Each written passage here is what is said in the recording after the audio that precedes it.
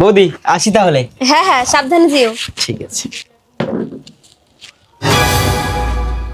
এই যা, একেবারে ভুলেই গেছিলাম। পাখি, এই নাও, এই 100 টাকাটা ধরো, কিছু কিনে খেয়ে নিও। না না কাকু, আমি টাকা নেবো না, তুমি আমার জন্য কিছু কিনে দিও। আরে মা কিছু বলবে না, তুমি নাও নাও নাও। বৌদি, মেয়েটাকে তো দারুণ শিক্ষা দিয়েছো। ওই আর কি, টাকা দিলে নিতেই চায় না। নে নে নে, কাকু দিচ্ছে নে। পাখি, মা তো নিতে বলেছে, এবার নাও।